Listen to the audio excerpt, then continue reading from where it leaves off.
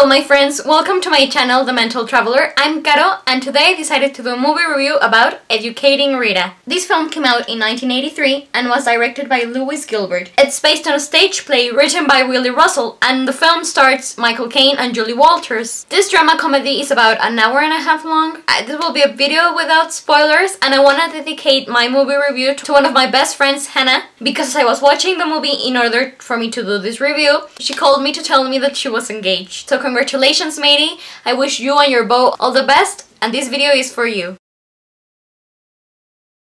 I saw this movie when I was in middle school and I can't remember how I learned about it, but I've loved it ever since. When I first watched it, this whole new world was open to me because I realized that my passion for reading and writing was actually a career one could go to college and study. So yeah, even though I'll be getting my bachelor's degree in journalism, I still think that my dream career would have been to study English literature at Oxford, because seriously, all Rita does in the movie is read books, analyze them, and write essays about them. And who knows, maybe one day I'll get a master's degree in English Lit at Oxford.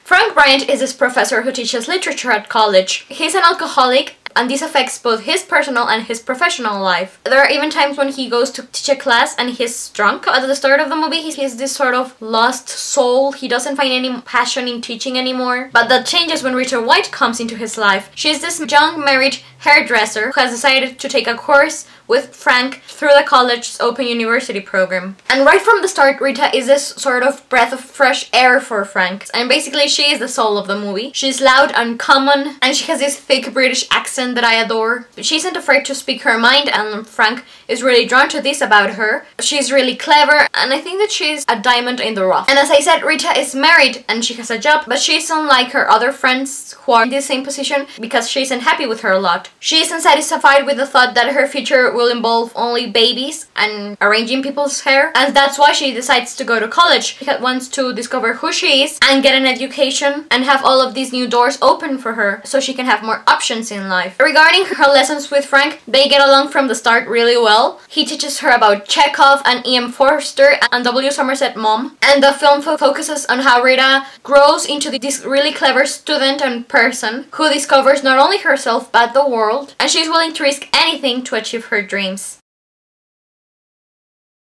I give this movie 5 out of 5 stars because even though it's not a very ambitious film, it does deliver what it promises, which is a simple drama comedy plot with a meaningful message. It touches on subjects like friendship and following your dreams and believing in yourself, and it's really funny, but then it gets serious, for example when it shows the struggles Frank has with alcohol. But it's great because you learn about England in the 80s and its different social classes, as well as a lot of cool literature classics. And then you have this great role model on Rita because even though she does some things that some people may frown upon, she is such an inspiration and a woman that's way ahead of her time. To see this 26-year-old young woman who has her life settled because she's married and she has a job, but who still isn't satisfied with this, and she recognizes that she'll never be happy if disregards this sort of sense in the back of her mind that she isn't happy, and then she defies social convention because she doesn't want to settle with what life's offering her. She wants more and she goes and gets it, even though she's aware it may cost her a very high price, and she knows it will be a tough journey, but she isn't afraid of it. And even though we see her struggle, we see her getting her reward as well. Finally, I want to mention that I adore the relationship between Rita and her professor Frank, because they start as a teacher and his student, but then they become really good friends and intellectual peers in a way. And I like the fact that their relationship didn't have to become this romantic love affair for the movie to work. This is the end for the video. I hope you feel a desperate need for watching Educating Rita. If you want a good laugh, then see it. I highly recommend it. But let me know if you liked it, or maybe you've already watched it, so let me know if you agree with anything I said, or maybe you don't. I want to hear about that as well. Or maybe you've even gone and seen the play upon which the film is based on, and if you have, please let me know if it's even better than the movie because I've never been able to see it. I'll put in the description box below a link to the movie's trailer and IMDb page. Thank you very much for watching this movie review about Educating Rita by me, Caro, the Mental Traveler. I'll be seeing you soon, but take care in the meantime.